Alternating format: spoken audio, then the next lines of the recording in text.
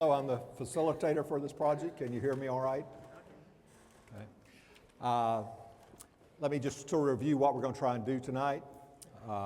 This is a multi-jurisdictional effort, and I've got 4 members from the jurisdictions. They're going to give you some background about the project and why we're here, what's happening, so that you have a context for it. Then I'm going to ask you a couple of questions in terms of just your commute patterns, work patterns, so we just have a little understanding of how you folks move around the county. Yes, sir. What's your name, sir? Herb. Oh, the mic cut out. Herb Marlowe. After we do that, one of the things we do in these meetings is provide a briefing on what happened at the last policy leadership group. That's the 7 county commissioners, the 3 mayors, and the chair of HART. So we'll kind of review that with you. Many of you have a handout there, just so you understand what we're doing. And then we'll review very quickly some of the upcoming stuff.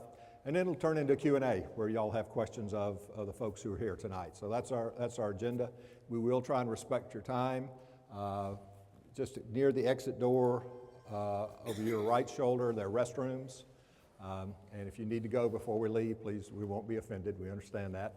But we will try to keep it to 2 hours just in terms of the schedule. So that's what we're trying to do tonight.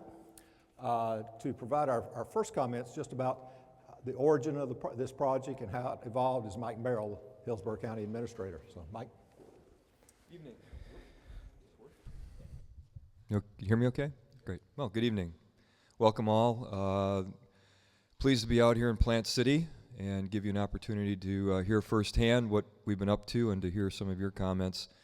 Many of you come from different perspectives. Many of you know that we've had transportation conversations over the years, and the question keeps coming up, so what's different about this? And are you really going to do something? 2 very good questions. What's different is that unlike any of the other situations in the past where transportation has been discussed, this is the first time that your elected leaders, all 7 members of the county commission, the mayors of the 3 cities, and the chair of Heartline are engaged in the process at the beginning, which is really important because if the elected leadership doesn't have buy-in, another way to put it is if they don't have their fingerprints on it, then we can work as long as we can. We can have meetings like this, and then if they're at the very end and they don't like what we've come up with, we've just wasted a lot of time.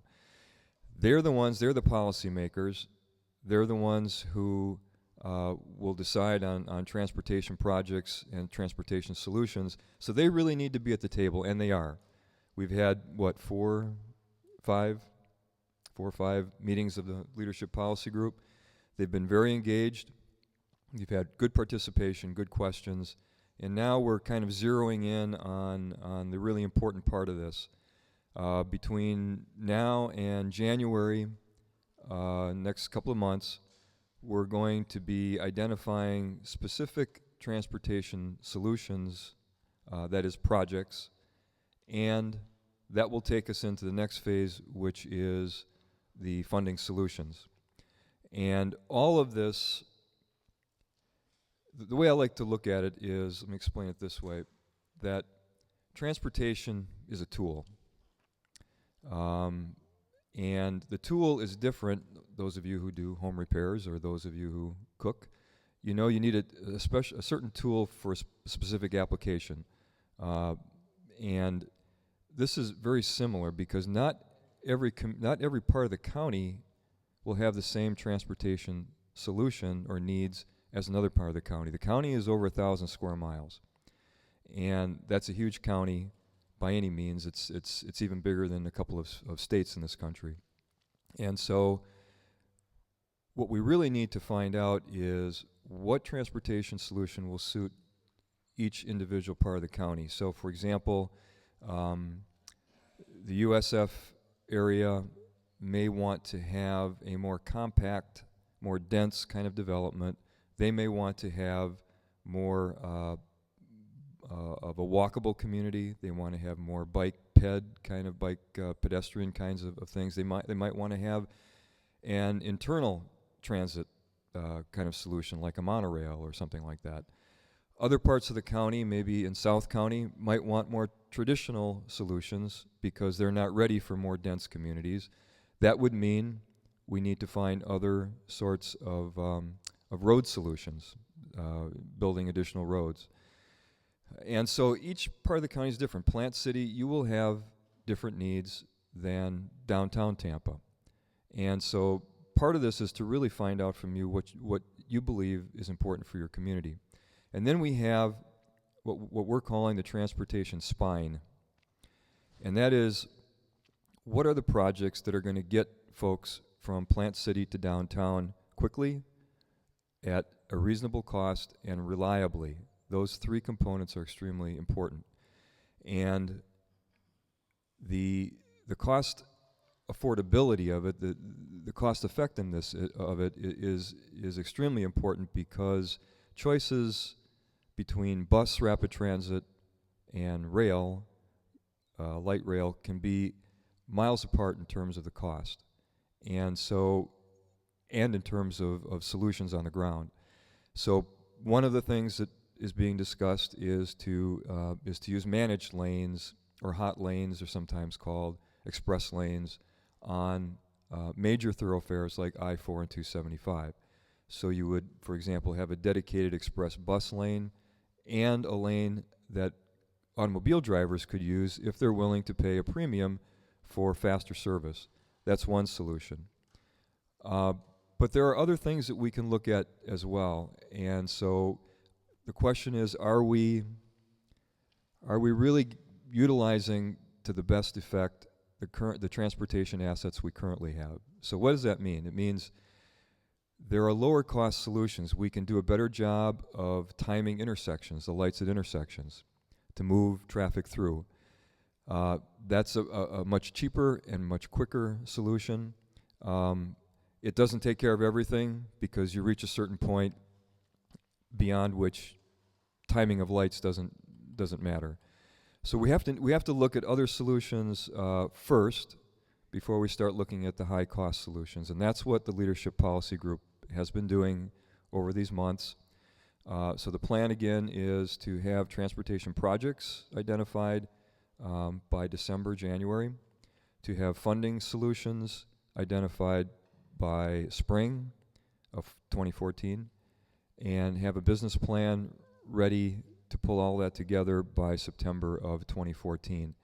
And so when we have identified projects, when we have identified funding solutions, there will be opportunities in public hearings, there will be opportunities in public meetings like this for everyone to see the plan, to ask questions, and to weigh in. And I think the important thing is that while some may believe intuitively that the best thing is just to go out right now for a sales tax referendum, I would have a hard time describing to you today, or even in November of 2014, how we would spend it and what the best return on the investment would be. And so we have purposely started the process of looking at, again, what solutions are best, what are going to create the best jobs, what's going to help economic development. And once we know that, once we've looked at private solutions, once we've looked at using our existing assets better, then is the time to come to you and say there's a gap in funding, and we believe that something like a sales tax might be the answer. But until we know those answers, it would be disingenuous of me to say that you ought to begin paying a sales tax. So that's where we're headed over the next few months, and I'll be happy to turn it over to Herb and take you to the next place here.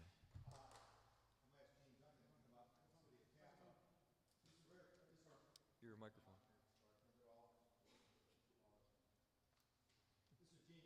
City of Tampa. This project is specifically concerned about how to grow jobs and build the economy of the community. She'll talk to you about the background of that. So, Jean? Thank you, Herb. Yes, I'm Jean Duncan with the City of Tampa, head of the Transportation Department for the city. And Herb had asked that myself and my colleagues from Temple Terrace and Plant City get up and say a few words. Mike gave you a very good overview of the process we're working through together. But part of the reason the other three of us wanted to just get up and share a few thoughts was to really reiterate the point that this is a collaborative effort, which is very different from the past. We've got the 3 municipalities in the county and our MPO all working together on this plan and this project. Very unique from anything that's been done in the past. So part of the reason for the rest of us to get up for a moment is just to really emphasize that point. I also want to emphasize some differences this time around, and that is the focus on the jobs. In the past, there was all sorts of processes and models where developers would draw a line around their piece of property, come up with a plan for what they wanted to do for that parcel, and then transportation improvements would go in to supposedly support that project. In other cases, a transportation project was developed based on crash data and volumes and transportation models. This time around, we're really looking at where do we want that growth to occur, where is that growth naturally occurring because of businesses that are existing, developments that are planned. So we're kind of turning the tables around and letting the jobs and the economic development be the driving force rather than transportation being in the driver's seat of creating projects that aren't necessarily the best suited for the needs of the region. So we really feel like this approach is going to support and expand and encourage the economic development focus and the job creation and the job sustainability more than maybe some of the models of the past were doing for our area. So, and I also have to say, this has just been such an exciting time because it wasn't too long ago where we were spending our budget processes figuring out what cuts to make, what positions to eliminate, how to make ends meet with very few resources. And somehow we've managed to get through that whole time, and now we're looking at really expansion and growth and new things coming along. So it's been very encouraging to see that we've gotten through sort of that low point, and now we're bouncing back. And now that we have a chance to bounce back, we're going to do it really with a lot of thought, a lot of strategy, and a lot of working together. So we look forward to your input. Again, the purpose is to hear your thoughts and not develop something and then go out and say, well, gosh, here's what we have planned. I hope you like it. So we have heard some comments about people really feeling a little disappointed that there wasn't more proposals on the table, but we really want to bring everyone in from the very beginning and hear your thoughts before we start making too many hard and fast plans on things. So appreciate you all turning out, and I'll turn it over to Herb, and he can introduce our next speaker. Okay. Thank you. Thank you, Gene. Brett, if you can come on up. This is Brett Gotch of City of Plant City. This is a very complicated project in the sense that it's not solely about transportation. It's about economic development, and it's about land use in the future. And so there's a lot of other moving parts, and Brett's going to describe some of them at least to you. Well, I'm going to take a shot at it at least. What I want to make sure is something that I do touch about tonight, and one of the things that we talk about a lot is managing expectations. And that's something we talk about regularly in almost every meeting that we have. And we want to make sure that we manage your expectations, the expectations of business, with the expectations of the regulated community because of what we're trying to get done. And in our meetings, we've had business leaders come into our meetings to talk to us about what they feel their needs are and where they want to expand, what they think they need to take that next step in our area. Because as a goal for this is trying to create jobs, as Herb mentioned. And as part of that, we're trying to tie in the long-range transportation plan, the 2040 plan, trying to make sure that whatever dollars that are spent are going to be spent wisely and give us, as we say, the most bang for the buck for what we can get done. And we think that your input is going to be very critical in getting that done. So tonight what we're trying to do is get your input.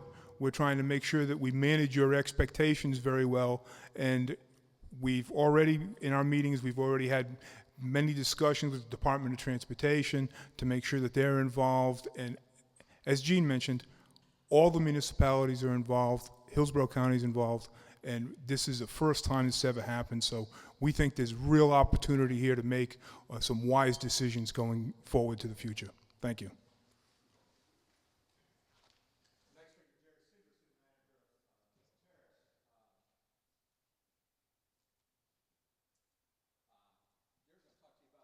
Our next immediate work. Mike gave you the big overview. Jerry's going to talk a little more about November and December. And any comments about the comp plans, if you'll also make. So. Thanks, Herb. You heard already this evening from some of my colleagues that this is a collaborative effort. And from my perch, working in Temple Terrace, you should understand that the elected officials are working together. That's not something that happens a lot across jurisdictional lines. And that, to me, is a very strong sign of good things coming in our region. That collaborative work at the elected official level, we at the staff level, we take our cues from them. So we have staff people working together on a very frequent basis. People on the City of Temple Terrace staff every few weeks are sitting down with their colleagues from Tampa, from Plant City, and from the county to work on these important planning and transportation issues. That doesn't happen very often either. And it's a very positive sign in many, many ways. It is a deliberate effort.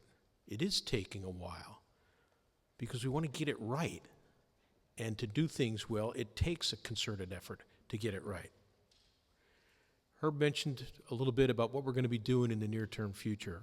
Our policy makers, the folks on the county commission, my mayor, the mayor of Plant City, leaders at Hart and at the Planning Commission, will be meeting in November and talking then about job densities. Well, what's that mean? Well, where are the jobs in our region? Where are they located today? And more importantly, where are they going to be in 2040?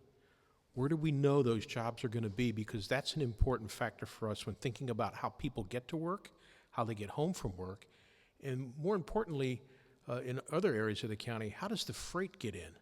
How does the raw material get in and the finished goods get out later on? We're also going to talk about where those areas are, and some of it's pretty obvious.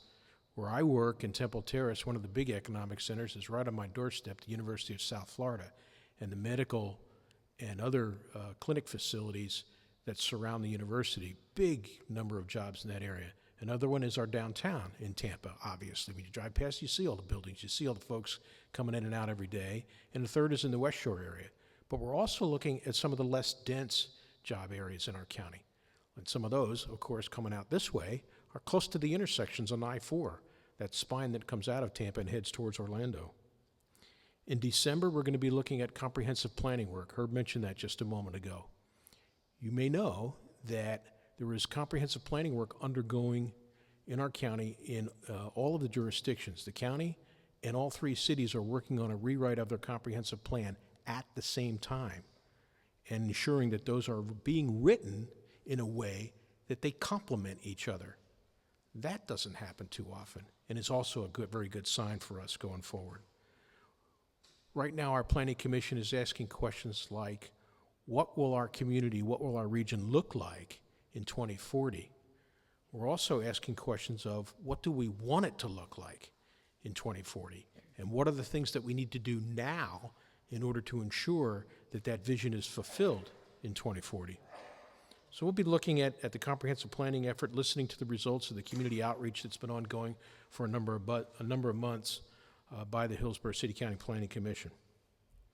In January, we turn our focus to some of the regional transportation issues, as Gene Duncan said, that support jobs, that support economic development in our region. We'll be looking at demographic trends. Who's going to live here? How many do we think are going to live here? What kind of jobs are we going to have here? And what kind of technology changes do we anticipate occurring that could have an impact on transportation needs going forward? And then in January, also beginning to focus, as Mike Merrill said at the outset, focusing on specific projects, things that we can do in order to make the existing system work better. I'm going to turn it back to Herb, because I think we want you to participate in this conversation as well this evening. Thank you, Jerry. Just going to do a few show of hands questions just so we can learn a little about you. We obviously have folks in all different stages of life here, but how many of you commute by auto into Tampa or that way west? Just a show of hands. Okay, all right. How many of you commute east to Plant City or Lakeland? A few there, okay. How many of you stay right around here? Oh, lucky you. Okay. Why are you here tonight? You don't have congestion problem. Oh, you do? Okay. Do we have any folks here who do a substantive portion of their work time telecommuting? Okay, got some telecommuters. Very good. All right. Are any of you able to get to your work by an alternative mode of bicycling or walking? Okay. Some really healthy people here tonight. Okay. When you is anybody here a bus rider or neighbors or friends who ride the bus some? You? So we've got some bus riders, okay? We want to hear tonight some of the challenges of bus riding, okay? Is there any other way that I've left out that somebody gets to their work? Horse? You know, we are in a rural area, you know, okay? All right. I invite you, if you have a question you'd like to pose this group later, to write it on a sheet of paper or something and give me a note. And if we have time later, I'll ask it of the group. But I do want to move ahead so that you've got plenty of time to ask questions of the folks who just talk to you or make comments that you'd like to make to them. As I said earlier, one of the things we do at every one of these sessions is review the prior meeting of the policy leadership group. And in the prior meeting, we had the District 7 Secretary of Florida Department of Transportation come and talk about FDOT's vision and where they saw things going. And Eric Johnson is going to be the Secretary tonight because he's an expert transportation person, engineer. At least I'll fake it. At least you'll fake it. And, Thanks for coming out tonight. Did everybody get a copy of our handout? Okay, I'm just going to go through. It's fairly self-explanatory, but I want to go through and just make a few of the points that the Secretary made as he was meeting. And some people, did anybody go to the MPO regional meeting at the airport? Okay, so in some cases, some people had a chance to see this twice, but he came to our meeting and used essentially the same handout the next day as he met with people throughout the region. First thing on the overview is simply to recognize that the Florida Department of Transportation is a regional entity, so while we're working within Hillsborough County with the various municipalities, Hart and the county, the Secretary has to take a more regional view, and so that's part of how he'll be working with us, and his staff will be working with us on solutions. You can see what the vision for the District 7 is in terms of a focus on business, and this is really in sync with the fact that earlier this year when the County Commission got together and developed a new strategic plan, there was a more narrow focus to the county strategic plan than I've seen in any of the governments that I've looked at around the country. It's really a focus on jobs, how to keep the jobs we have here, how to bring jobs into the community, and how to eliminate the barriers to job creation. And that really works well with what the Secretary talked about in terms of use our infrastructure to attract jobs, make investments that drive the type of investment in the development of the community that helps better use the systems that we build and ensure system reliability. And you'll see that he comes back to system reliability as he went through his presentation. In terms of opportunities, an interesting time. We've got the Panama Canal expansion that is about to be completed. If you do go downtown, you can see that connector that will bring the freight from the port, not through Ybor as they historically have, but directly onto I-4. And that's part of a multimodal approach to transportation, is recognizing that for businesses to be successful, we have to have ways to get freight efficiently in and out of our community. And you can actually see a picture on that opportunity slide. There's a picture of the I-4 connector there on the right. We've got a great port with opportunities, not just because of the Panama Canal expansion. We have a world-class airport, and that airport is undergoing expansions. But when Herb and I, as part of the strategic plan, visited the airport, one of the things that they're really poised to do is to try to get more wide-body aircraft into that airport, because that opens up more opportunities for air cargo. And while we have a lot of air cargo going through, ultimately the airport can be even more successful in creating job opportunities if we can take advantage of that opportunity to bring more cargo through the airport. And as you probably read, they're continuing to open opportunities to other countries. They've opened flights to Switzerland, and they also have flights now to Central America. The Secretary talked about customer expectations. He understands that there's an expectation for a regional system. So when you get on the interstate here, you're competing against all the people that got on the same interstate over in Lakeland as you try to make your way towards Tampa. So we have to recognize that a lot of people that work in Hillsborough County actually live in the surrounding counties, and there's more people coming into our county every day than leaving. And so our solution has to take into consideration the regional aspects. He recognizes that we all expect for FDOT to have a reliable system. We need to have mobility options. And mobility options means that, and I realize we're right at the kind of the edge of the Hart service area. I don't know if Herb asked it. Does anybody ride the bus here? Oh, you did, right. And there's a stop, I believe, an express bus stop that's nearby. Relatively close? Depends on what you define by close. I thought it, okay. Well, I'll go back and look at the map. But mobility options, back to what Herb said in terms of can you walk to work? Can you ride a bike? Can you take a bus? Can you drive your car? And do you have different routes that you can take to get to the same place? And ultimately, part of meeting customer expectations has to do with how they design the system. Working together, he talked about the fact that we're all in this together. I was at the Hart board meeting this morning. Their lobbyists talked about how tough it's going to be to get funding for transportation out of Washington.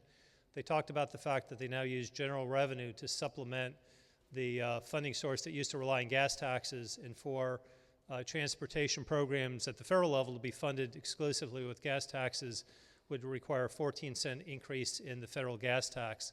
Not very likely. The last time they increased the federal gas tax was 1993.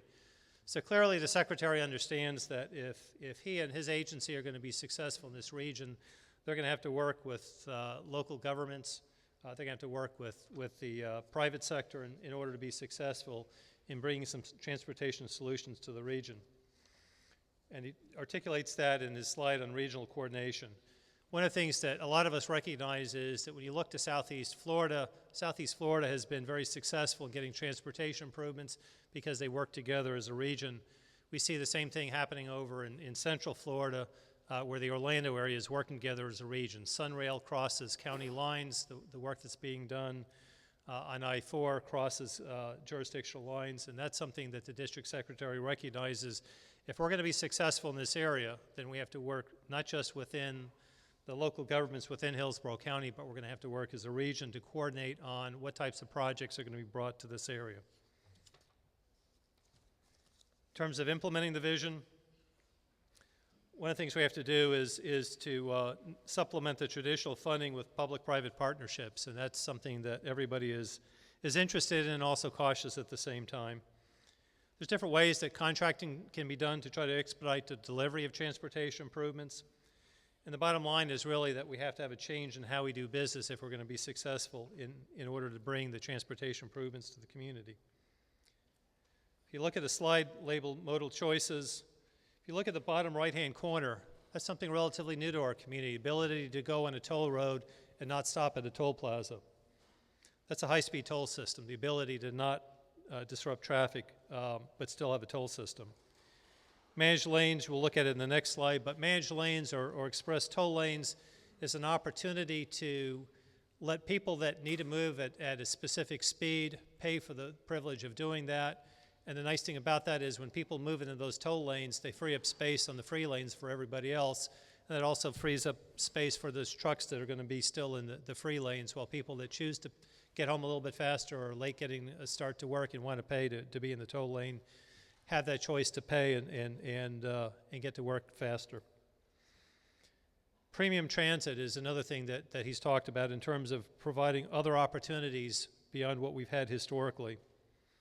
Modal connections, the ability to transfer from one type of means of getting to work or getting to where you're going to another. And ultimately, as I said, the focus on freight, and the I-4 connector is an example of getting the trucks off of the local roads and onto an elevated road so that they can more efficiently get out of town.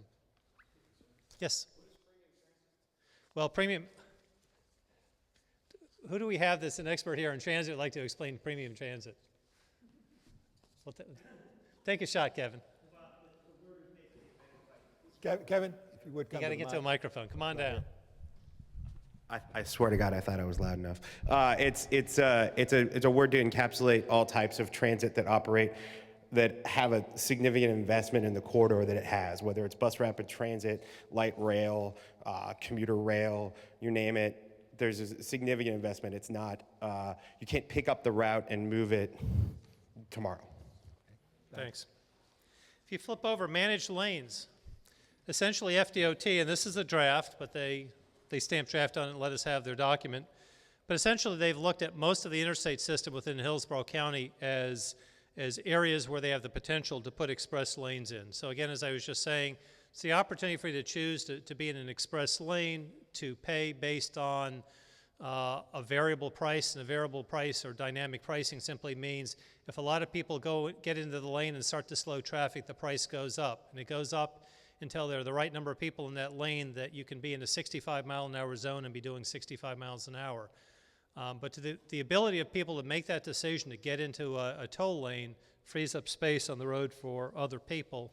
A key with that is to recognize that, as we understand it, you can't simply convert an existing lane on the interstate to a toll lane. You have to build a new lane. So if there's anyone that wants to have all the free lanes that we have today, you would still have that opportunity to be on the free lanes. They'd simply build additional lanes that would be tolled.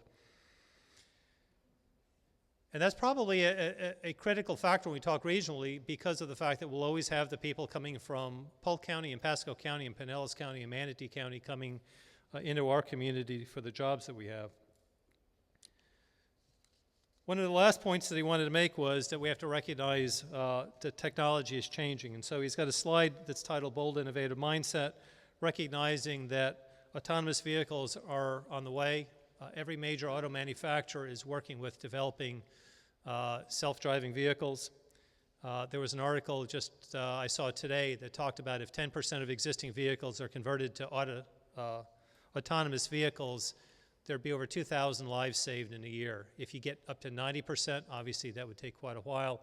You'd save something like 27,000 lives a year. Those are how many people are dying in car crashes because of the people that are behind the wheel driving the cars.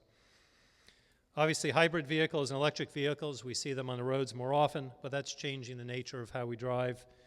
GPS technology, one of the things that we see now is they have the message boards on the interstate, but someday in the future, there's going to be the opportunity for those message boards to get you off the road, get you on the road, maybe tell you what alternate road to take if there's traffic congestion ahead. If you look on that slide at the lower left-hand corner, that's a smart road. That's actually a road that it's covered with photocells. So it generates electricity that creates the signs. That yellow line you see or in the slow you see, that's actually lit up because of the electricity generated by the sun and the ability potentially to power vehicles driving on the road. In that lower right-hand corner is presumably the autonomous vehicle, but I notice it still has the steering wheel. And then the drone in that upper right-hand corner, the idea is that if you can have vehicles that drive themselves, obviously we have aircraft that can fly themselves, and so that may create a new opportunity. But the key is that we don't know how quickly technology is going to change, and part of dealing with the transportation solutions is recognizing that the opportunities are going to be different in a few years from what they are today. Last slide in terms of challenges, gas tax funding is unsustainable. Vehicles are getting more efficient, so we spend less on fuel taxes as a result. User-based funding solutions have concerns. I talked about toll roads, and nobody jumped up and said, no, we'll never do that, but I'm sure that some people are concerned about the fact that they'll have to pay to use toll roads. Changes in land use patterns and modeling, that's what the Planning Commission is looking at as they look at their 2040 plan, looking at opportunities for us to facilitate some types of transportation, whether it's complete streets, whether it's transit-oriented development, giving people opportunities that don't require as much in terms of building new roads. Changes in driving patterns, for those of us that know millennials, They are less interested in owning vehicles or driving vehicles, and perhaps because of their greater interest in those cell phones, maybe it's a good thing that they're working on the autonomous vehicles. Implementation and protection of technology. Clearly, as we go towards automatic vehicles, one of the concerns is how do you prevent someone from hacking the system that's driving people to work? And ultimately, people have to have acceptance of that type of technology, and we have to deal with the legal requirements of who's responsible when a computer causes an accident. Thanks for letting me take a chance to stand in for the secretary. Thanks, Eric. Appreciate you being so courteous and giving your attention to each of the speakers. We really came here tonight to have a conversation with you. And there's a lot of you, and the technology tonight is not going to enable me to move the microphones around, so I'm going to ask you to come down. If you came and you have questions, we've got folks here, and actually Brett, Gene, and Jerry, if y'all can move over here and take these chairs and sit somewhere. Mike, you're good. We can sit here where y'all are easy together, and I can direct questions to you. We're going to turn around this microphone, folks on this side to come down. We've got this one set up here. So again, you know, if you've came with a question tonight, these are some good people to answer questions. If you have a comment, we're not going to be working on this 3-minute timer like you do in public meetings, but we will ask you to try to be succinct because there are other people and not take the time. So the guideline is, if I start standing up, you're getting close. If I start to hug you, it's time to give it up, okay? So that'll be the cue, you know. So if you've got something, I'll tell you, if you just come to this one and sort of line up, don't feel like you have to move and alternate, and I'll alternate between the speakers. So just come on up if you've got something you'd like to say. We've got this microphone on this side for those who'd like to come this way. We turn it. And I'm going to alternate microphones, so in fairness. Again, we'll ask you to say your name and sort of where you're from, just for everybody's information, and then if you want to direct it to a specific person or ask it generally, I'll shift it around and whoever would like to respond. So please go ahead. Thank you very much. My name is Jim Shark. I'm from the other side of the county. Hang on a second. I'm from the other side of the county. Okay. Other side being? The other side being near Tampa and Town and Country. Okay.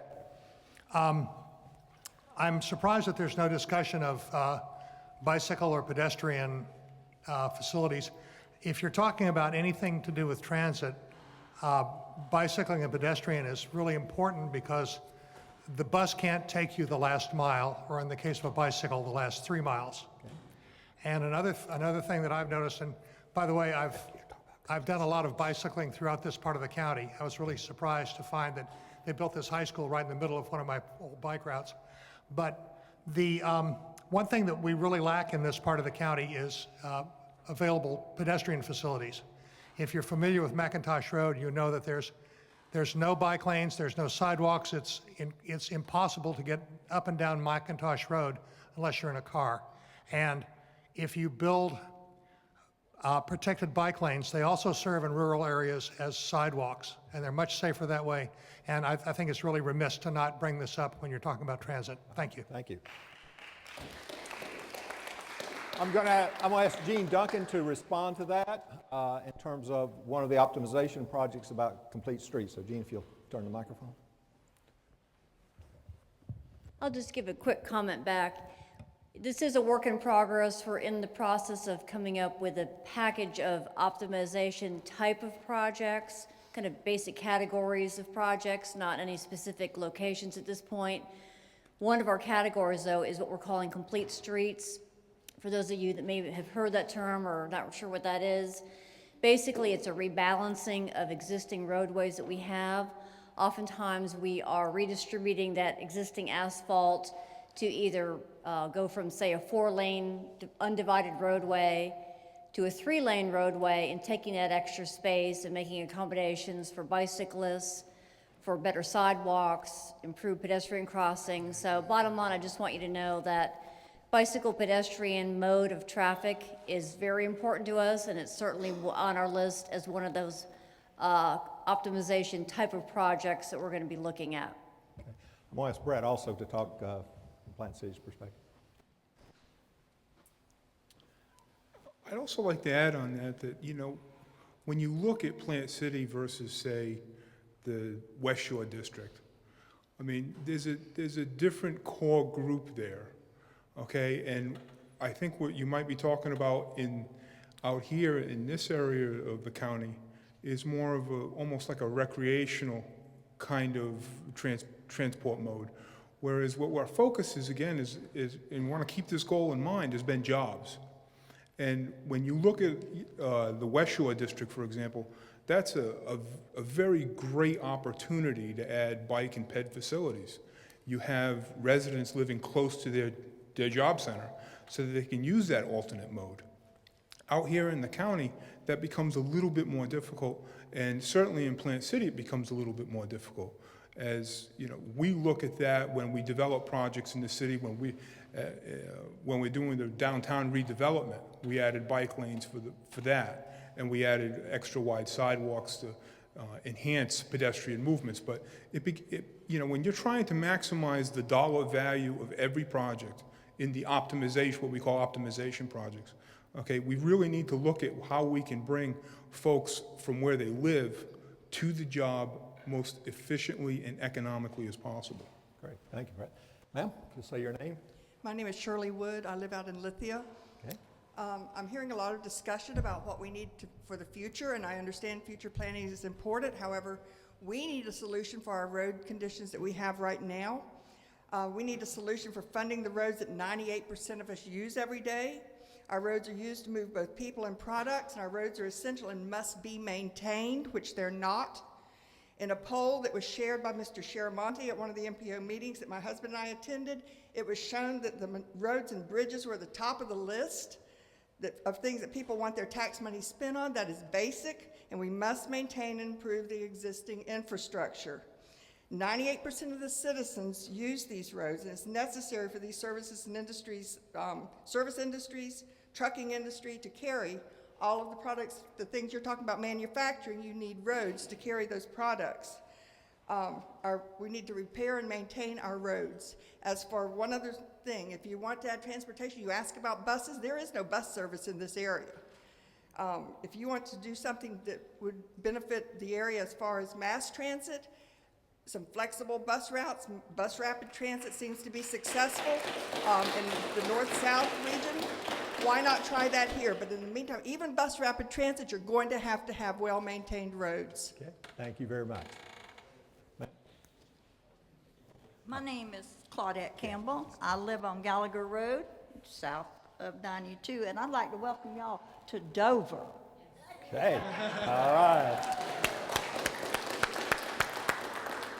I'm not going to be around in 2040, so my problem is now. Oh, let's be optimistic now. I don't buy green bananas, no.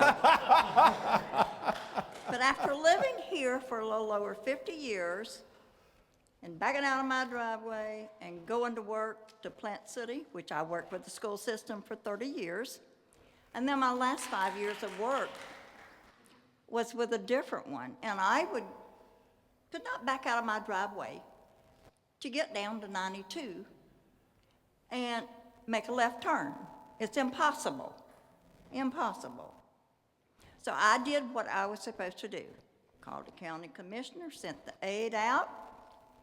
The aide said, well, he would check the light, see if they'd put a signal there. The light is controlled by the school board. They sent him a gentleman out on Friday, which you know half the school's out on Friday. He saw no problem. But there is a problem. It's backed up from 92 at least for more than a mile. And people going to Tampa who go to work to pay their taxes, and we've been paying taxes for over 50 years. Now, the gentleman from the school board did call me and said, our interest is the school and not you people that live on Gallagher Road. That's something you don't want to hear. So when the day comes that I can back out of my driveway and go to wherever I want to, I will be a happy person. Okay. Sir. Again, your name, please. My name is Nicholas Kozak. I live in Valrico, Florida. And one of the things that I was thinking about when I was listening to the presentation here was we're talking about better flow of traffic and a better way to get to where you need to go, especially work in the morning. Well, I think that one of the ways to decrease your time in transit is to get more cars off the road, which would also include alternative transportation like light rail, more buses, possibly a bullet train. But I don't hear any of that at this meeting. I hear us talking about drones and autonomous self-driving cars that are not only extremely expensive, would be more catered towards more the privileged. Most people cannot afford things like an autonomous car. And what is the purpose of having drones fly through our skies? Thank you. All right, thank you.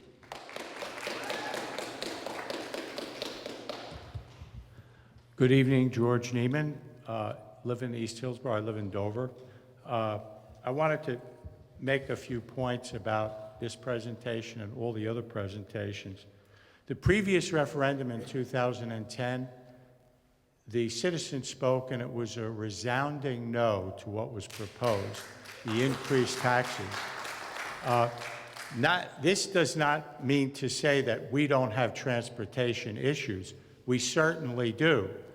But I think that what's being proposed here, there is a dirty little secret that no one knows. And they're sick of me because I go to every meeting. And I say, I get an opportunity to expose this dirty little secret. The dirty little secret is, for decades, the reason we have a deficit, by the way, we've got a $14 to $20 billion transportation deficit that the MPO tells everybody about. But no one is paying attention to that. This consortium, or this collaborative effort, includes the Tampa Bay Partnership and a group of developers that have to gain by this because they will get incentives to develop near train stations and whatever. And for decades, we have been giving them all of our money because, and I want to show you guys this, if you go online and you search, there is a thing called the proportionate share. What people don't realize is all this time, they've been paying almost nothing for infrastructure when they build 1,000 homes, and we get stuck with the bill. Nobody is talking about that. Before you ask me for a tax increase, and by the way, this is all being done so that there can be a new referendum in 2014 to increase our taxes. Before you increase my taxes a penny, I want to see growth pay for itself. And the way you're going to make growth pay for itself is when they build new homes and the developers come in and say, I'm going to do 100 homes or 1,000 homes, they need to pay the appropriate amount for the infrastructure. And here you'll see in this calculation, and by the way, when you look at Hillsborough County's calculation for proportionate share, I challenge anyone in this room to be able to decipher it. It's all a bunch of gobbledygook that no one could even understand. But what it says here is they pay 30% of the calculated cost impact on the roads. So when there's a new development, and in Plant City, there's going to be, they've already started the process to do another fish hawk in Plant City. They're going to only have to pay 30%, and we're going to get stuck with the bill for 70%. So what I say is, yes, we have transportation problems. I'd like to see a lot done. But before you take a step forward, promise us that you will make growth pay for itself and you'll make new developments pay their fair share, pay 100%, or worst case, if you say, make them pay 80% and we'll pay 20%, instead of us paying 70% of all the infrastructure and they pay only 30%. So I want you guys to please keep this in mind and go after, this is an opportunity to go after people that are sticking us with the bill. Thank you.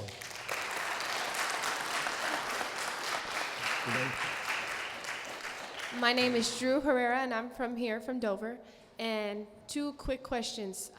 What is the plan if this transit is unsustainable. We have jobs, we have no one riding it. So let's say, for instance.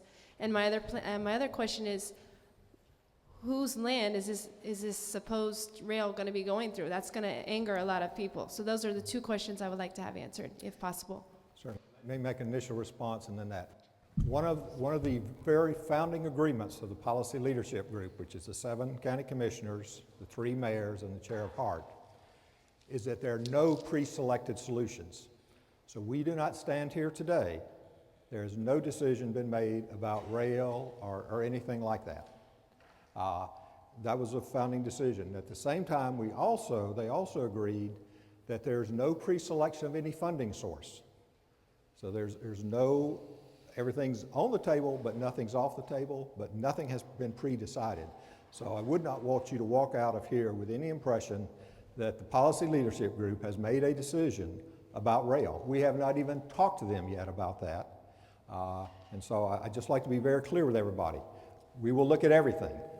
Bus rapid transit, rail, appropriate pedestrians, some new high technology stuff. We're going to look at it all, but nobody has decided before. But let me ask if any of the other folks would like to respond. Okay? All right, sir? Anybody want? My name's Truman Brown. Line I'm from short. Tampa, Florida. Yes, sir. And I have some issues with toll roads. Okay. And because I think that's a stopgap measure, because oil is getting more and more expensive, and toll roads is not a long-term solution. And also we pay for, we're getting taxed double. And also I think we should have a light rail system a la a Disney monorail to run through the center of I-4 and through the center on the medians, you know, elevated, not so that it doesn't cross a road, an elevated light rail to all the arteries of the county. All right, thank you very much. Hi, Herb.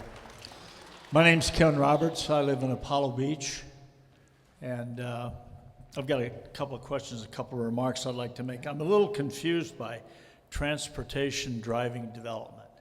That confuses me. And the reason it confuses me is because we had CEOs in here not long ago, and we asked them what drives their decision to locate their business, and that wasn't on the list.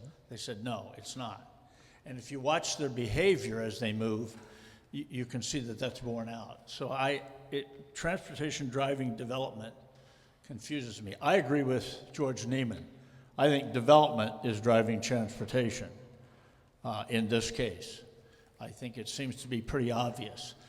The Economic Prosperity Stakeholders Committee, I call it the Snakeholders Committee when I'm talking with my friends, but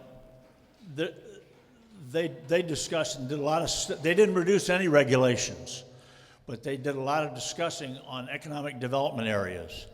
And decisions are going to be made soon about identifying economic development areas and connecting them with transportation corridors.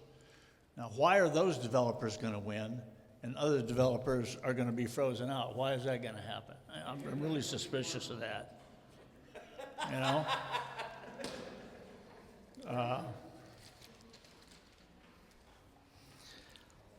And why, I understand the Pasco had a toll road situation, and that's been put on hold because of the interference of the Urban Land Institute. What does the Urban Land Institute have to do with none of those people live here. They're located 1,000 miles away from here, and they're going to slow down the Pasco Toll Road project. I'm curious as to the status of that project and why that's happening. And maybe you're right, Herb. Maybe nobody's made any decisions yet about rail. Well, remember, we voted on it, and we said no. And they're going to put $25 million into the Howard Franklin Bridge so that we can accommodate rail. I think some people have decided, maybe you haven't met them yet, but I think some of them have. Our first priority has to be roads. When they did the post-referendum study, when the MPO did, as the other lady pointed out, number one on the hit parade was fix the roads. About 6 weeks ago, I checked the MPO's website, and I looked on that website, and I discovered that there is a spreadsheet on there, and on that spreadsheet is the backlog of road projects that are awaiting funding. It's $10.5 billion. $10.5 billion. I mean, think about that. The county's budget for a year to run the county is $3 billion. In the county's budget for the next 2 years, the road capital that's in that budget is less than $20 million in a county that has a $10.5 billion road backlog. We're neglecting the foundation. I think we need to identify somewhere between $200 and $500 million worth of road work that needs to get done, and that needs to be the top priority of our transportation infrastructure projects. Whatever else we do, that's the foundation. If we try to build rail and bus rapid transit and all these things on top of the foundation of roads that are being neglected, it's going to collapse. So you have to do it that way. Managed lanes are good. They've been very successful in Miami. I think we ought to consider them here. I kind of jumped around and I didn't have prepared remarks, so I just sort of ran into the end. You did very good. Thank you. Thank you very much for your time. Sure. Yes, sir. Ma'am? My name is Marcia Curl. I'm from Sefner, and I'm in on George's little dirty secret, too.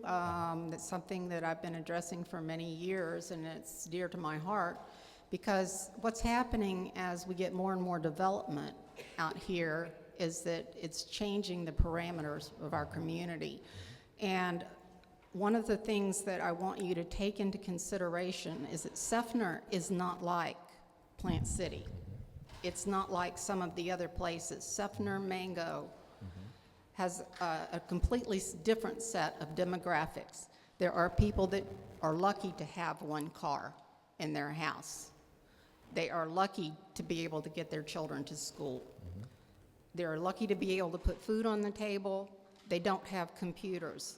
What we are asking for is the very basics, and we have asked for this before. Small circulator buses that will circulate just within our community. I'm just asking for going down Highway 92, cutting down 579. You can pick up buses there to go to the Brandon Mall, go down MLK, turn at Kingsway, left, right first, go to the YMCA and Sefner Elementary and the football park there. You'll be able to pick up a lot of children that want to go, and adults that want to go other places north on Kingsway, where you can just slide right back up Kingsway, go by the post office, the Department of Aging facility, and near and dear to my own heart, our library, which is the only science library in the county, and we spend all of our money from our friends of the library on children's programs. This will enable people to go to the grocery store, to the doctor, to get their children where they can get a little jump on education that they don't normally get here in Sefner. I'm just asking for some small, regular circulator buses. And that's not a great thing to ask, but I ask it with all my heart. Please consider it. Thank you. Thank you. My name's Michael Newitt. I live here in Sefner, and I sense the frustration from a lot of the people here because we're kind of at the end of the trail, and we kind of feel like we're just past the end of the trail, and people, just the basics, aren't necessarily relative to the big picture solutions that you guys are looking at. I'm happy you're here. I'm happy that you're interested. You're even giving us a voice in the procedure. You know, you bought a lot of buses in Tampa, which are gas or hydrogen maybe powered buses that are pretty efficient. They're a little expensive, but I think you made a great purchase. I'm wondering why that isn't going on all over throughout Florida, and maybe there would be some gas stations where trucks and regular, you talk private-public partnership, that trucks and private companies would then share a lot of those facilities to, you know, decrease the pollution and maybe make things more efficient. I also had just a couple other things, because I thought everybody brought up a lot of really good topics, but I know Carlton Wade had traveled all through Florida and is really working towards hoping to develop some overpasses in some areas so that migratory animals could move throughout Florida. And I wondered if that, perhaps was being written into the plan at all, because I think it's a really, I mean, they were here first, and they're trying to stay, but they're having a hard time getting around. I also, Thank you for that suggestion. I also think that the SunPass system you have is just terrific. It doesn't get advertised very much. And I'm kind of a low-tech, simple solution guy. I think that, you know, your thoughts about lanes and things are so terrific, but I think that a lot of people would speed up on the vet and some other places that are highly trafficked, especially at high-density times of the day, if they were more aware of SunPasses and how easy it is to use. And I'm from Chicago, and if it hadn't been for, you know, the ways to move through the highways there faster, you know, the whole city would have been a parking lot. I was also wondering about, you know, you've increased the facilities and upgraded them immensely at the harbor and things, but isn't the bridge a little too low for some of the ships that are going to be going through the new redeveloped Panama Canal? And do you have any plans to maybe work with that at all? Because, you know, it's kind of a system.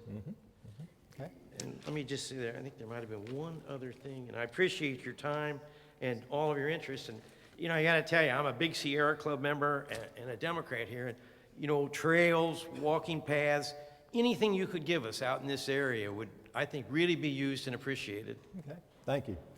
I'm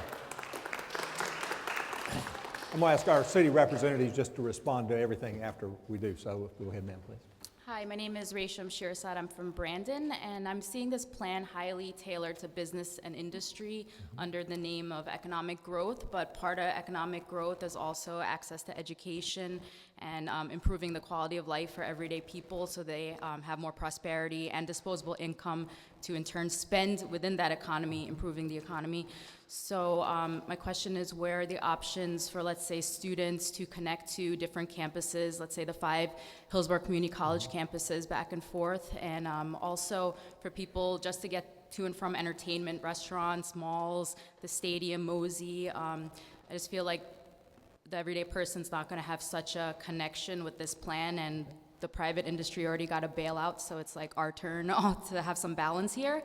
And my last comment is I totally agree and support any wildlife crossings that Europe and Canada have very successfully done and are saving money because of it. Thanks. Okay, thank you. Hi, I'm Sharon Calvert, and I will reiterate too that we must maintain and improve our roads. And I do get a little concerned about tying economic development together in transportation, because transportation needs to be about mobility of goods and services. And I heard here tonight that, you know, that we're looking at transportation mostly about getting someone from, you know, their home to their job. But I just came from a conference in DC, and I saw a chart that talked about different travel. And actually getting to your job was just a certain percentage, actually a pretty low percentage actually, because we're extremely mobile and we do multiple trips throughout a day. So I would like to see, as you're gathering data, information about actually, you know, how many trips are going to a workplace versus going to a school, going to shopping, going to a family member's, etc. Because you have to look at really the totality of mobility, you know, not just from getting from your home to your job. Okay, thank you.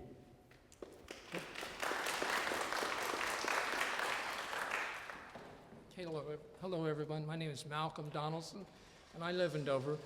And I travel maybe 2-3 miles to my shop. Once there, I go everywhere from then. I never know where I'm going to go. I heard someone say they want to get the most bang for the buck. Now we're hearing something about, well, we're interested in bicycle lanes, those kind of things. We're interested in environmental trails or something like that. I'm saying I'm interested in commercial stuff. These are the jobs. We're all trying to earn a living, and that's where my bang for the buck is. And I looked at Gandy Boulevard, and they had a big project. It had 4 lanes. And said, okay, we're going to have an additional lane on each side. We'll have 6 lanes. And I saw the thing was done. We still had 4 lanes, but we had a nice big median there. What did that contribute? That's what I'm saying. More bang for the buck. How much money was wasted on it? I see right out here in 92. They redid it, repaved it, still a 2-lane road. But I look on each side, and here's these nice walkways, wooden walkways. How much did that cost? Who walks on them? I appreciate people's safety, and if there's a need, yes, but I don't see those kind of things happening. Okay, all right. Thank you for your perspective. Tara Hines from Tampa. My first question is about the drones and not autonomous vehicle, but the drones. How is that creating jobs by taking them away? I don't know. Also, you mentioned that autonomous vehicles would, I think you said, reduce accidents by 2,000. And I know Tampa is a really, really high city for bike crashes. So if we pay attention more to bike paths, pedestrian paths, maybe talking about using the infrastructure that's already there, perhaps coloring the bike paths so they're more visible to drivers, so they pay more attention to them. That's something that can be done fairly cheaply. Also, increasing public transportation is also going to reduce accidents because more people will have access to an alternative besides for their car. And then lastly, I know that you mentioned that smart roads would be using solar to, have the yellow lines in the middle and different signs, but is solar going to be considered at all in any of the other projects or infrastructure? And that's it. Okay, thank you. Again, I'll let our speakers respond a little later. Please go ahead. I didn't know if you were going to respond. No, we're going to let them hear it all, and then we'll respond. So. All right. Good evening, everyone. Thank you so much for coming out to this side of the county. I really appreciate you all coming out here and getting all of our feedback. My name is Victoria Kirby, and I'm a 20-year resident of the Brandon community. And I wanted to come to talk because when we talk about the 2010 referendum that was put on the ballot, I know for most of my family members who live out here in East Hillsborough, we didn't support the light rail, not because light rail is not a good idea, but because so much of the focus was on Tampa, and the majority of the residents in Hillsborough County don't live in Tampa. They live in unincorporated areas like Brandon and Seffner, Mango, Dover, and we need to have resources. So if a light rail is going to be proposed, which I support, I hope that a stop in the Brandon Town Center area that maybe is created over the Leroy Selman Expressway into some stop in downtown is considered. I love the bus rapid transit ideas, especially for South Shore, when you look at the southern parts of our county, going further to the eastern side. I know that I have family members who travel 2 hours on a bus to get to work in the heart of Tampa from eastern Hillsborough. And having faster bus transportation options that run longer because people work different patterns. They don't all get off of work at 6 p.m. So having those options are helpful.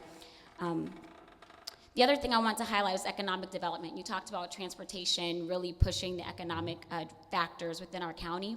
The Brandon area has a lot of economic development, a lot of new families that are coming into the area. There's a lot of residential development taking place, which means there's going to be even more people moving into the area. And so the need for quality transportation outside of Tampa and in our communities is very important. You talked about millennials, and this is my last point. You made a joke about us using cell phones, and I want to say that there are other generations that use cell phones as well while they're driving. Just not like you do.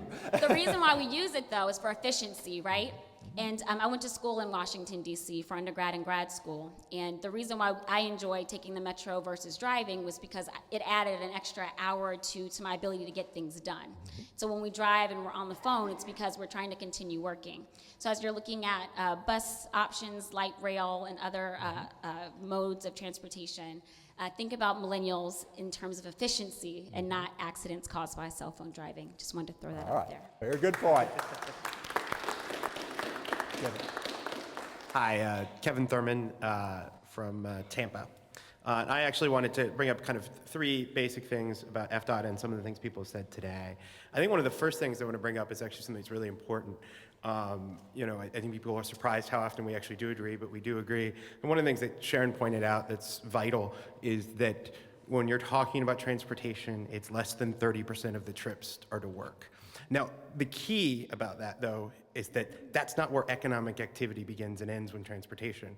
Yes, we're talking about moving goods, but most of those trips actually that aren't for work are actually for errands, which are people buying things, which are to businesses, which create jobs. And so I think one of the things we have to be sure of is moving people around for that kind of activity is a very vital piece. It's continually forgotten when we talk about this, and it's something that's really, really important. The other thing that's really important is that this is the fourth meeting we've had. From what I understand, it may or may not be the last meeting on this type of subject as a generic thing. We've had 4 meetings around the county, and there literally has only been 1 or 2 people out of over 100 and some odd who have said, let's not invest in transportation, and I think that is the most important thing to get to the county commission. The final thing I wanted to point out is a little bit about the FDOT presentation that people don't know. People who are concerned about finances should know that if you turn to page 5 on the bottom left, that's the express lanes that we've been talking about all night. FDOT has finances for how much that would cost, and I actually recalculated, we had this conversation. It's actually $9.565 billion. That's what that costs. Which is almost 100% more than the light rail proposed in 2010. It's a very expensive thing. It's more money than FDOT spent here in Hillsborough County in the last 10 years. It's significantly more money than anything else, and it costs about the same per mile as what we're doing on 275, which is about over $100 million a mile, which is more than bus rapid transit, which is more than light rail. And so it's important when we're talking about efficiency, we talk about efficiency in those areas. It may actually make sense to not build 2 express lanes in each direction on I-275 and build light rail in that city and let those city taxpayers and the visitors pay for that, and bring express lanes and buses out to the county and let them pay for that. Okay, thank you. That's key.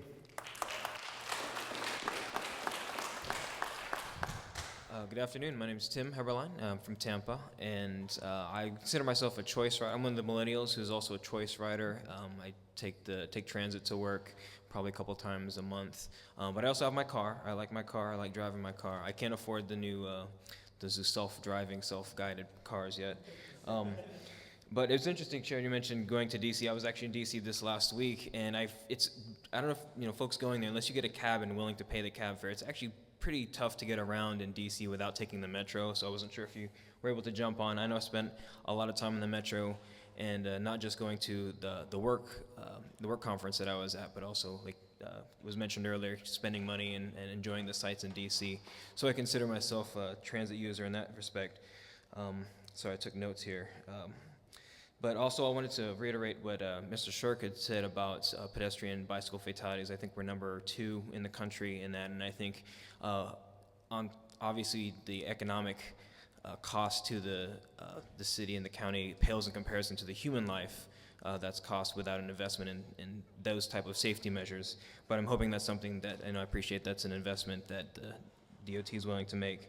And also someone had brought up earlier that this doesn't drive economic development, but in fact it does. It's just one of the factors that companies take into account when moving or relocating here or starting up here. And that's one thing, the conversation that I had personally with someone from the Economic Development Corporation in Tampa is they ask the same questions like when you or I buy a house somewhere. It's like, how are the schools like?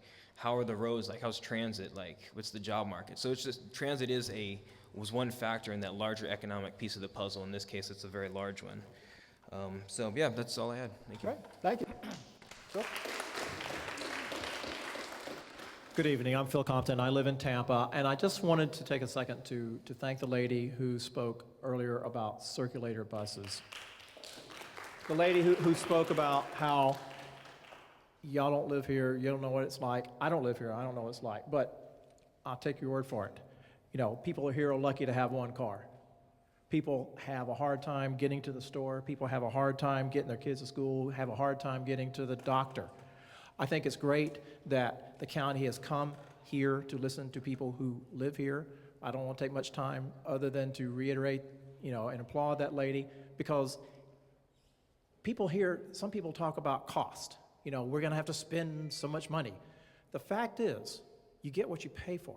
And the problem is that we only invest half as much, maybe a third as much as other counties with the same number of people as we do here in Hillsborough County in our transportation system. And that's why there isn't a bus that didn't get any closer than 3 miles from here, because there just isn't enough money in it to serve you, to provide a circulator bus. So here in Hillsborough County and in Tampa Bay in general, we spend more money out of our pocket on transportation than any other place in the United States, 35%. There is already a cost being incurred by every one of us who is dependent on our cars because we don't have a choice. Other Americans have freedom to sometimes take a bus. Other Americans have freedom, so maybe their household, they don't have to have 2 cars. They can have 1, and they can save $10,000 a year. And where would that money go? It wouldn't go to the oil company, it wouldn't go to the insurance company, it wouldn't go to the auto manufacturer like it is right now. It'd go to your local stores. It'd go to fixing up your house. It'd go fixing up your yard, all things. You know exactly what you do with $10,000, don't you? And that's what the cost that we're all incurring right now. So when we talk about all of this and what's going to work for all of us, and yeah, what works in downtown Tampa and West Shore is not going to be the same thing that works here. But all of us need to have choices that we don't have, and it's going to cost something, but it is going to be a penny saved and a dollar earned in terms of how much we get back from it. A lot of families are going to be a lot better off. People are hurting right now because we are so car dependent. Everybody has to have a car. You don't have a choice, and that's just not right. Thank you. Thank you, Phil.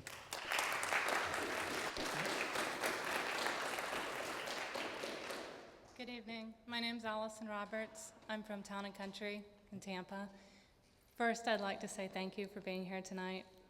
I wouldn't want to be in your shoes.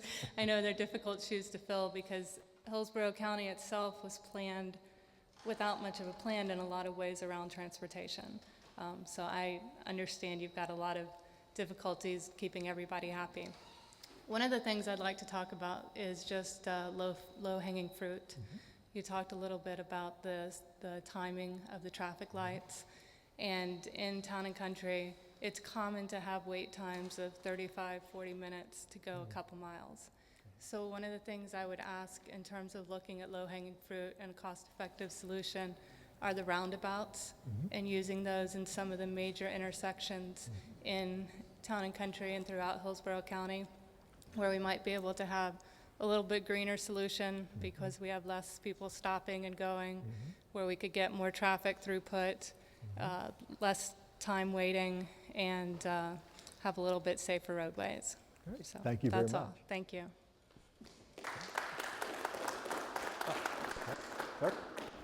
Hi, my name's Brian Willis. I live in the city of Tampa, but I kind of grew up here out in Thenodisassa. My grandfather lives off Stanley Road.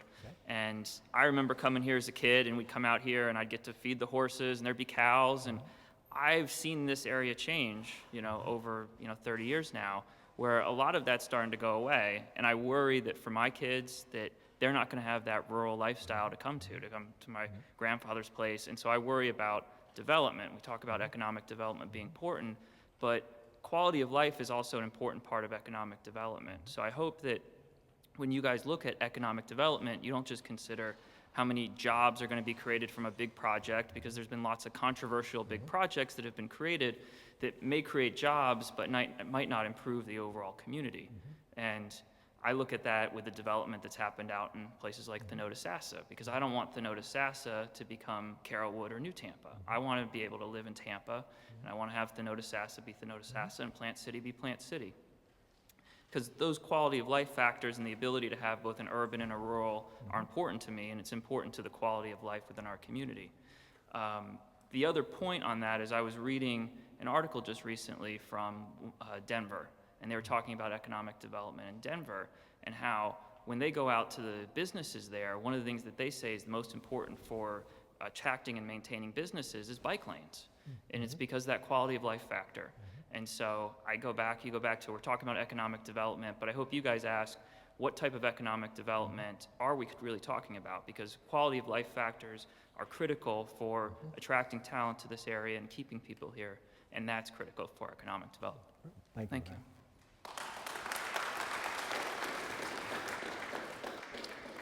Before I get to my question, I wanted to ask the audience here, how many of you would be okay? Your name first. Oh, Chris Shalosky from Brandon. Thank you.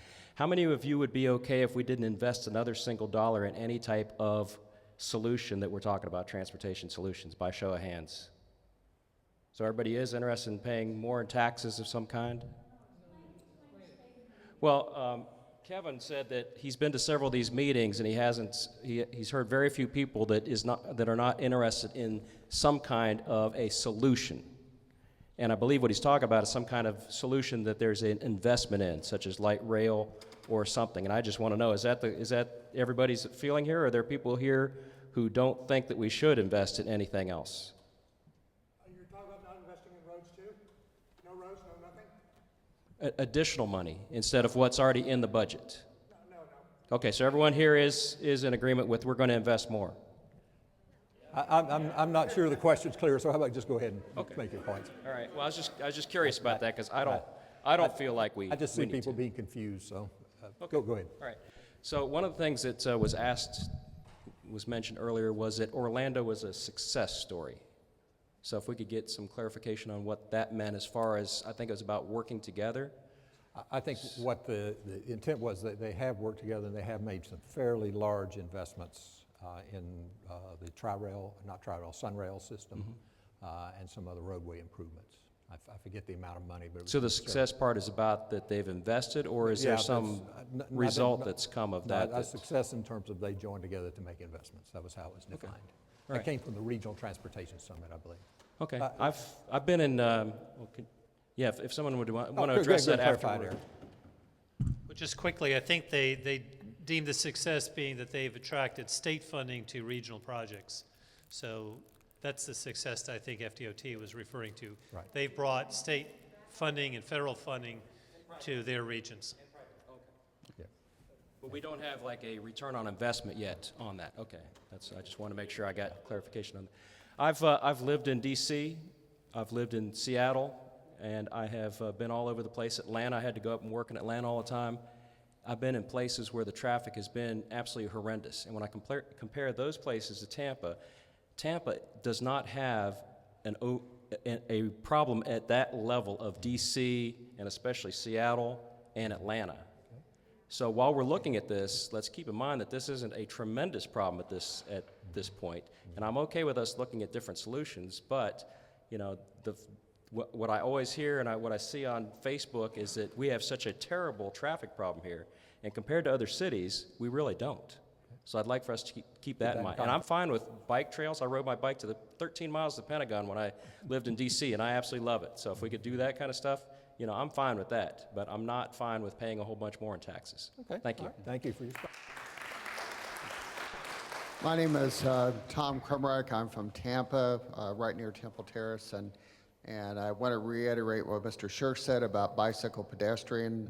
And it's not just about going to work. It's about shopping and going to town. If you live right outside of Plant City and you want to go there, you want to be able to have the option to safely do that on your bike.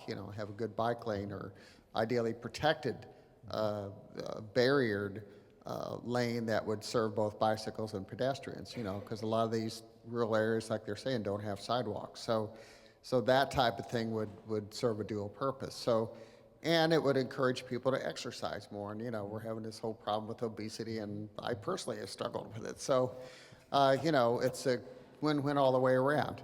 But also want to reiterate support for local solutions, to local problems. Don't try to get so caught up that you can't see the trees for the forest. So you got to, for some areas, the solution could be fairly low tech, just small circulator buses that would be flexible and could take people around. You wouldn't have to spend tons of money or have extra buses or whatever. You could just have 2 or 3 buses that just stay local and circulate around and have flexible schedules that people could call up and have flexible stops and things like that. So, and I'm a bicyclist, so I know what it's like out there. I've had my accident or two, and but it's really important that we look at local solutions and the small things as well as just get caught up in the big picture. Thank you very much.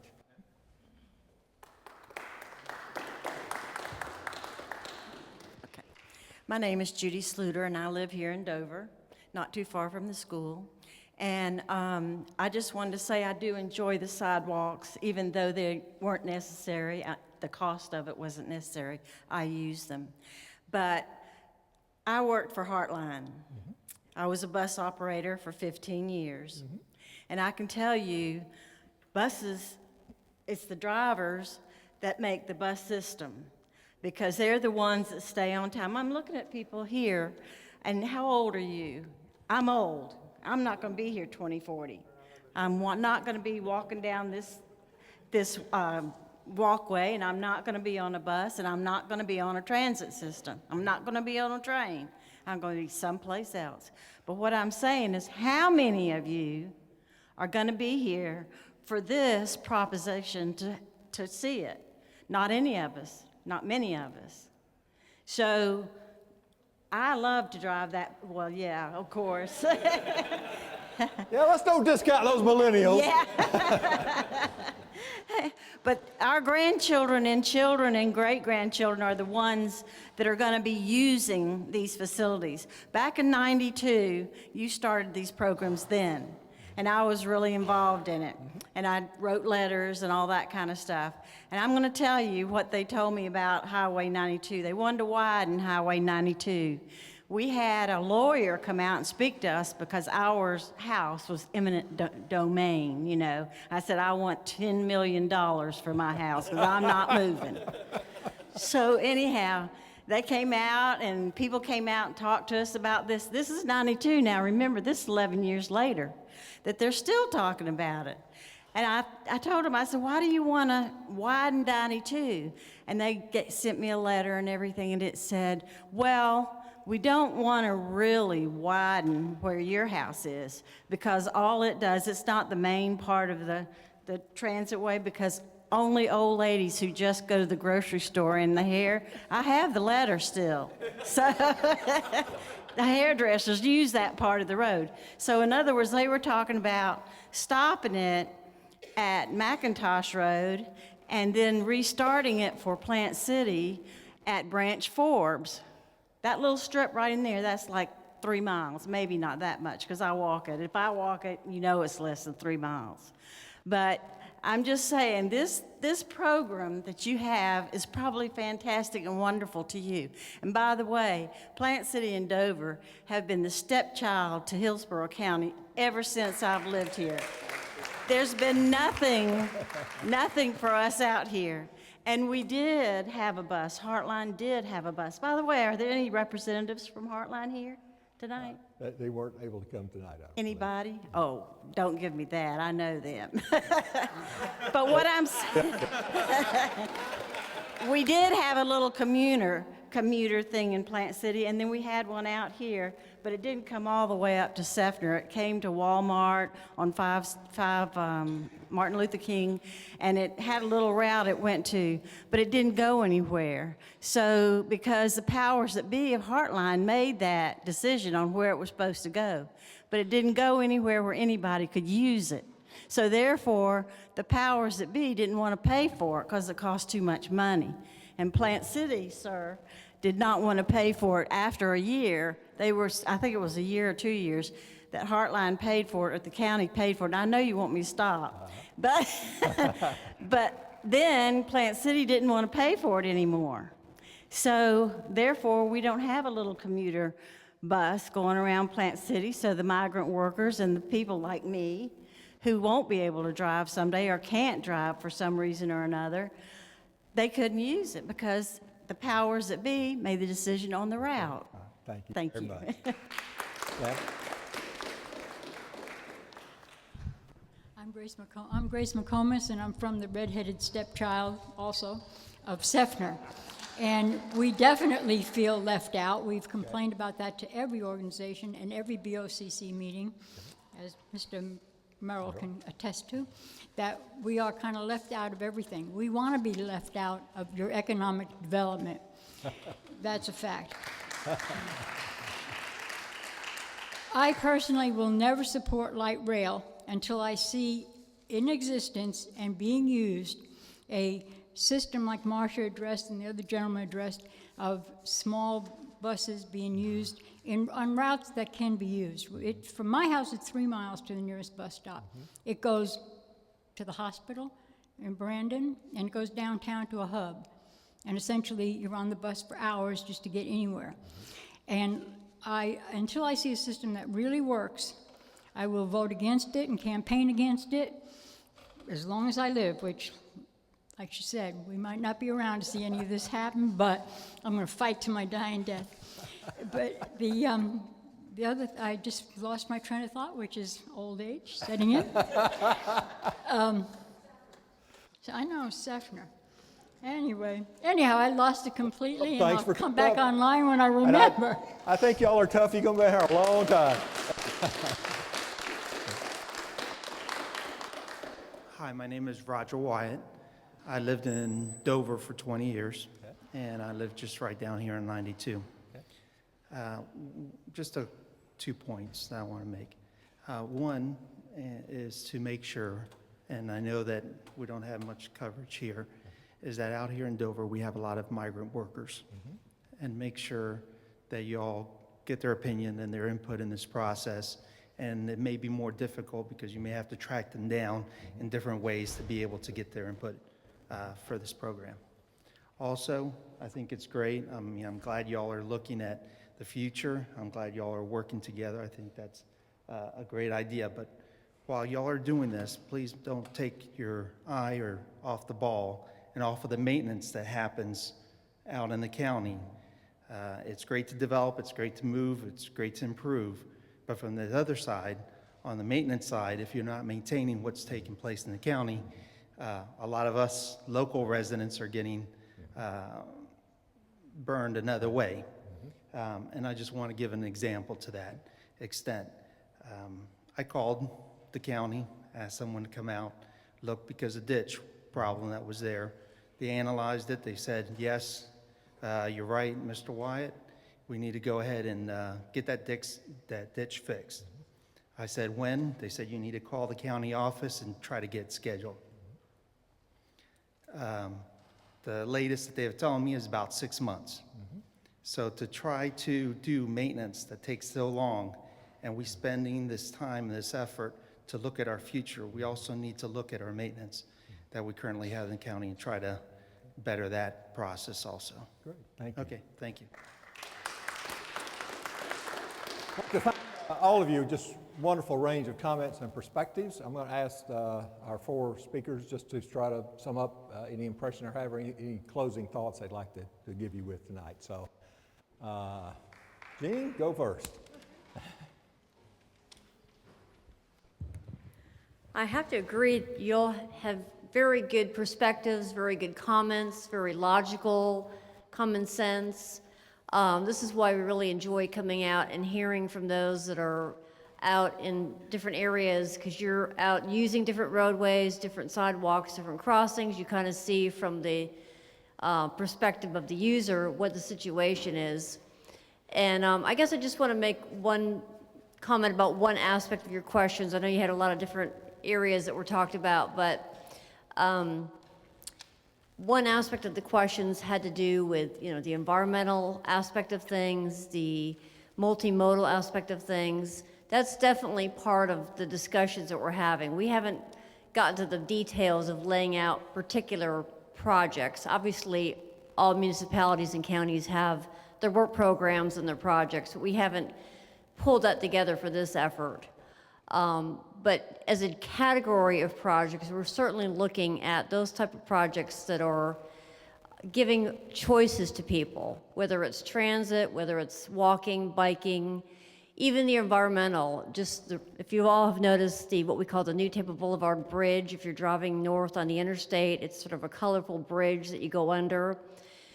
There's tunnels in that bridge for the wildlife that go back and forth in that area. That's definitely part of the planning that's done these days. It's a given, it's a requirement. It's not a new concept that we're looking at. So I guess I just want to give feedback to that general comment that I was hearing, sort of a reoccurring theme about looking at the different modes. They're all equally important. That's why we like to say road rebalancing on a lot of our projects, because it's shifting the use for all users in the best equalized manner that we can. So that's just one comment I wanted to make, that that's certainly part of the discussions we're having and very important part of our planning. Thank you. Jeannie.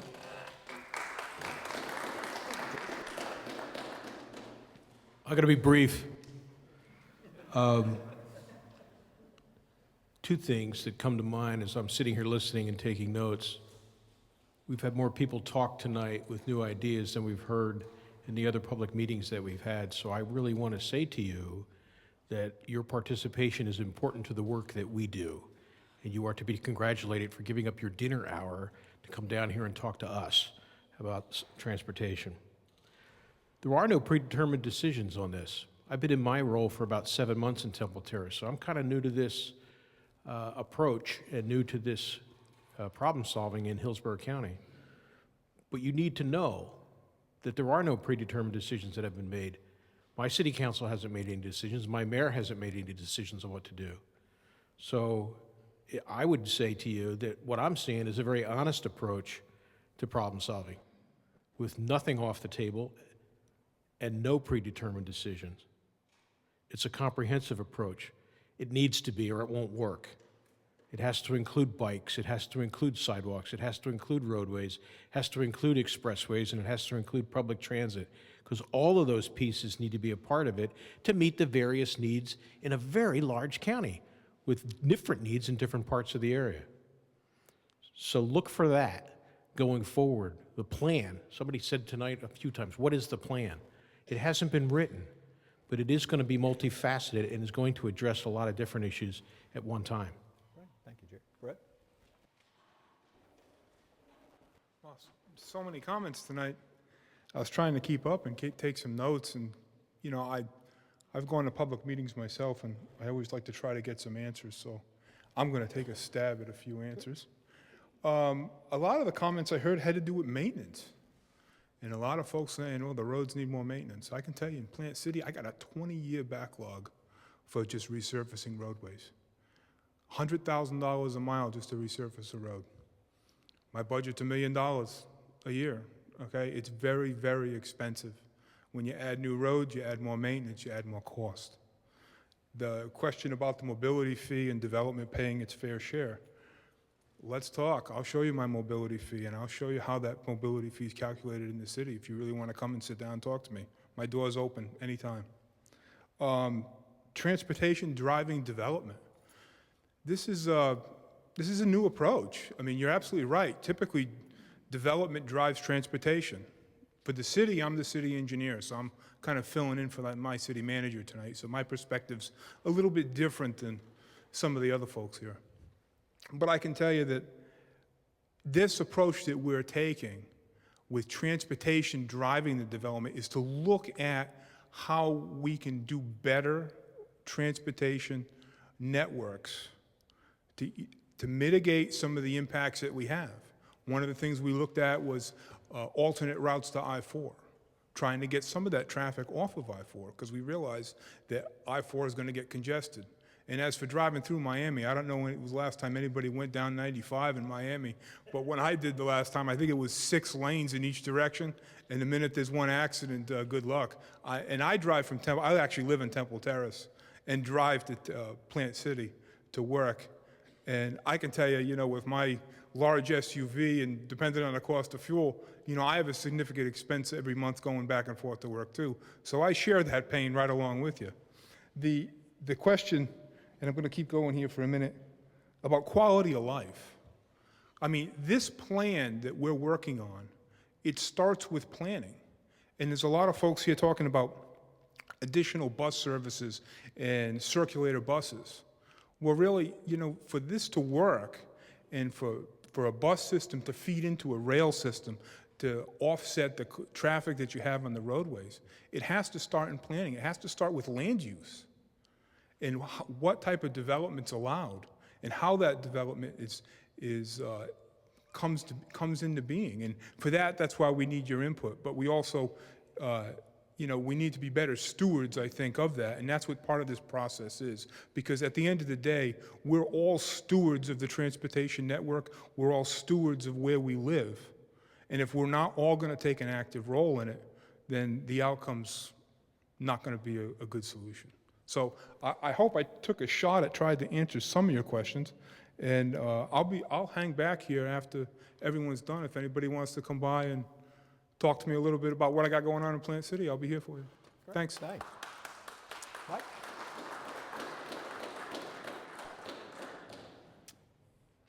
I get the bat cleanup, huh? Everyone's tired and they want to go home. All right. What we heard tonight really is not all that different from what we've heard in other meetings, in the sense that I can agree with everyone. We need a multimodal approach. Every community is going to have different needs. The important thing is that it be equitable. The reason why the 2010 referendum failed was because it wasn't equitable. So, lesson learned, right? Lesson learned, it's got to be equitable. If Plant City and Dover and Seffner want circulator buses, then we should be listening, and that's what you should get. If other parts of the county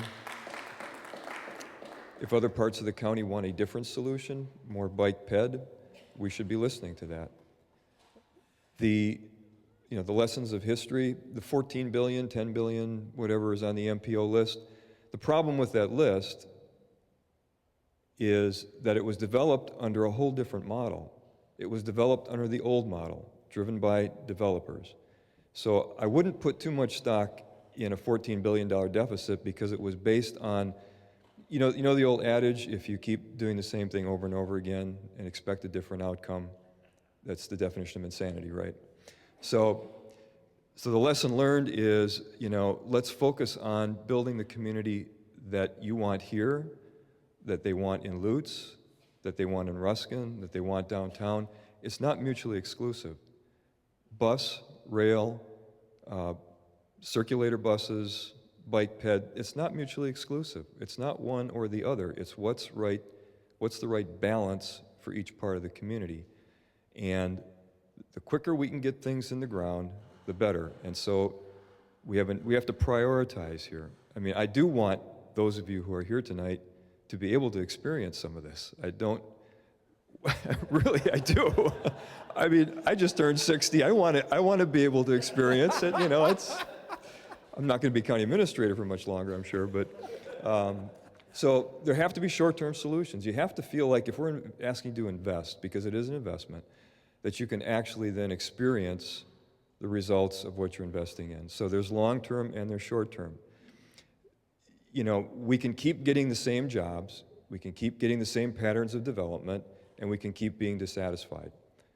I don't think anybody wants that. That's why we're doing this, to find out what is the better approach. It's not jobs or recreation. That's not it at all. You need both. We all know that. To be a balanced community, to be a balanced human being, to have a balanced life, you have to have a little bit of everything.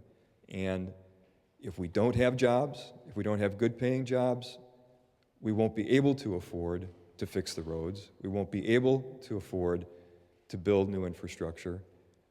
We are very fortunate. I just gave a State of the County message to the Brandon Chamber. You don't realize how fortunate we are in this community to have the kind of financial stability that we have. There was an article in the Wall Street Journal just last week. There are many, many cities and counties around the country that are struggling to pay their bills. We are one of the few counties left in this country with a AAA credit rating and strong reserves, because we made the right decisions so that we could be ready today to do the things that you're talking about. What I want to do is I want to do it responsibly. As I said before, I don't want to come to you first and ask you to pay taxes. I want to be able to show that we've looked at all the other solutions and then come to you and say, there's a gap. And maybe the gap is a 1-cent sales tax, maybe it's a half-cent sales tax. I can't tell you that today. But it's unfair for us to ask of you first to reach in your pocket, and that's why a referendum in 2014 does not make sense. It simply doesn't. And so I hope we have helped you tonight. I appreciate all the good work you're doing. Kevin and Brian have been good partners working with us, and as have you all. This is This is our chance to do this in a way that satisfies our needs and to do it right. So thank you again for all coming out, and look forward to seeing you. We're going to close. You can come down and ask a question down here, but I want to let folks go now. So thank you all very much for coming in.